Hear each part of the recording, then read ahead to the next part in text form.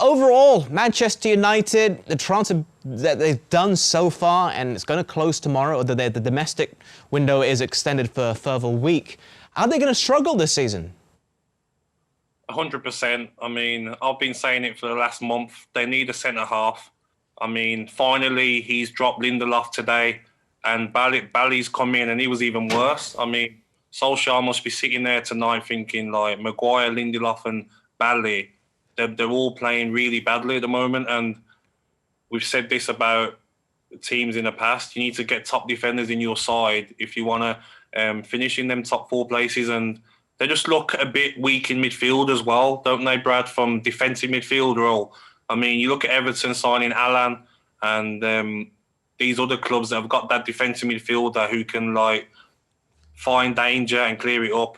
Manchester United haven't got that. They've got Pogba, Fernandes, Van der Beek, who are great players, but they're going to ship in goals because their centre-halves, they need help from the midfield because they're struggling. So unless they can get a centre-half in or a defensive midfielder in tomorrow or before the British transfer window closes, I do feel like it's going to be a long season for Manchester United.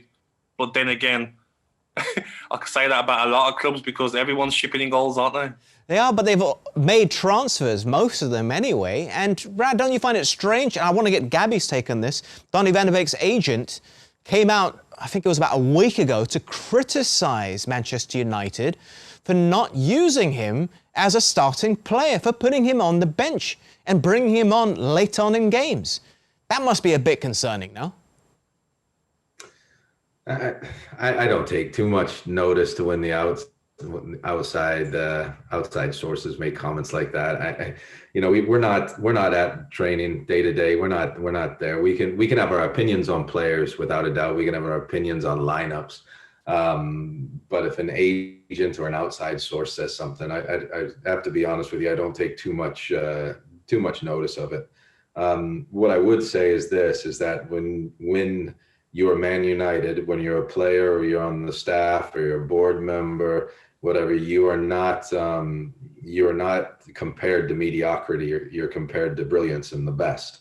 So whenever you are producing mediocrity or even less than that on the field, you're going to be criticized, and you have to be prepared to be criticized. And when you are criticized, you have 2 choices. 1, you can either leave the club, or 2, you can get better. Because that's what a club like Man United is built on. Same with Liverpool, same with Man City now, same with Chelsea, all these clubs. Like if you're not winning, you're out the door, or you get better and you win. I mean, those and until then, you are going to have to accept all the criticism.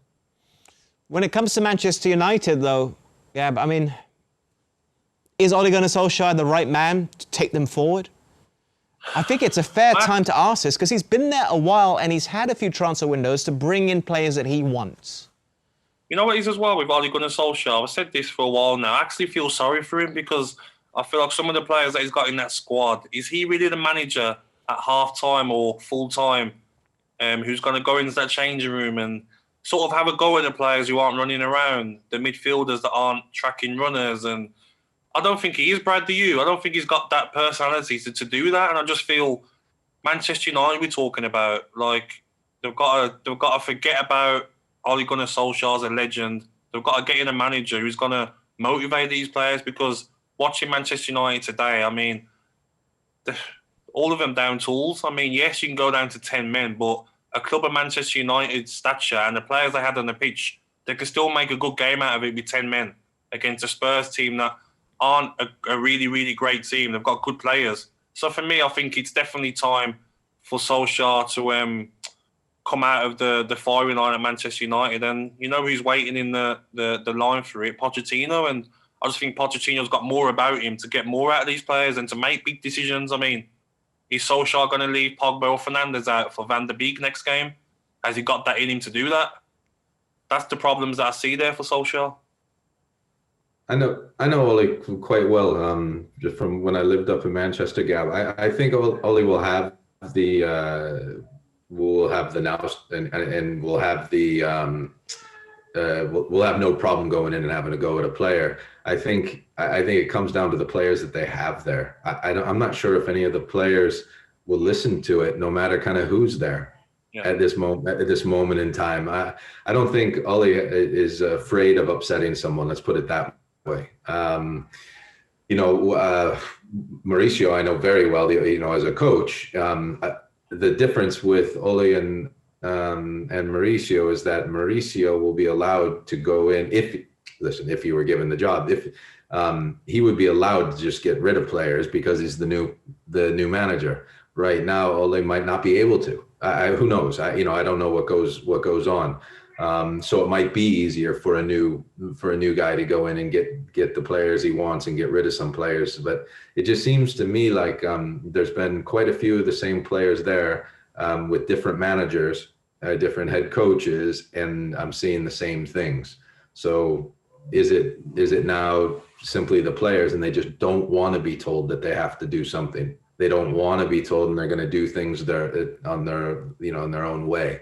That's what it seems like to me a little bit more, because I know Solskjaer he loves football. He's a good football man. He's a good football mind. He's likable. He wouldn't have a problem having to go at someone. So what's happening? I think as well, Brad, I've got a Man United friend who's in my group chat, and he put the 11 in that was starting the game. He was like, "Come on, let's go. No excuses now. This is our best side we can put out. Excited for the game."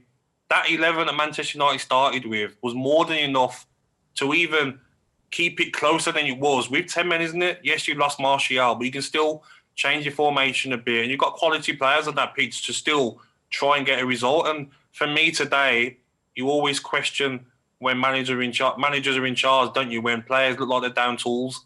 And I think that's the only worry that I'm looking at is, are these players not reacting to him?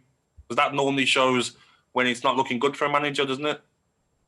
Yeah, and they aren't reacting to him. My point is, I think if you kept the same players there, I don't think they're reacting to the next guy either. I think there's an issue with the players there. But they did react to an extent when Mourinho left, and we saw that great run which the team had, where they knocked out PSG in the Champions League, and then Ole Gunnar Solskjaer got the long-term contract given to him, no longer the interim manager. But when it comes to Pochettino, how good a coach is he from your perspective? Where does he rank among those that you've seen or worked with, Brad? One of the best. If you're a board and you give him the tools, and I don't mean just money, you just let him get out of the club who he needs to get out of the club, and under your own budget, he'll work with you on a budget, no doubt, and let him bring in the players that will work under his system. He's one of the very best.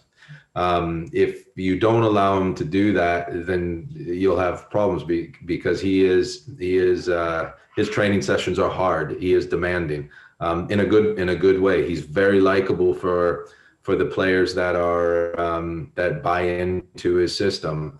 But if you work with him as a board, he can do incredible things for your football club. There's no doubt, and he is passionate, but also compassionate with his players, and he's a very, very intelligent man.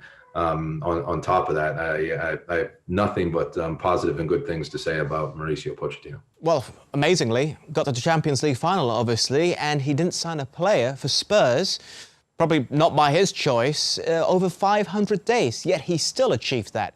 But let me ask this another way. Would he improve Manchester United and their current crop of players if he were appointed manager there? And the current crop of players, I think he would have to get rid of players and then bring in his own. And then he would improve the side? Absolutely. Who do you want to see gone from Manchester United then? Adam, yeah. 1 second. Adam, like Brad's saying, they had that, when Solskjaer come in, they had that little buzz, didn't they, Brad, where they picked up their performances and then the performances go back down again. So Brad is right about it's not the manager, maybe it is the players. They can turn up for a few games and then they're down tools again. So maybe it is a time where Solskjaer needs to be given a chance to get rid of the players that he doesn't think that are working hard for him and putting in performances, because Manchester United keep changing managers. How many managers have they had now? They can't just keep sacking them and bring in the next guy. Jose Mourinho was meant to be the best thing. It didn't work out. I mean, maybe it is Solskjaer needs them to start bringing in different players and get rid of some.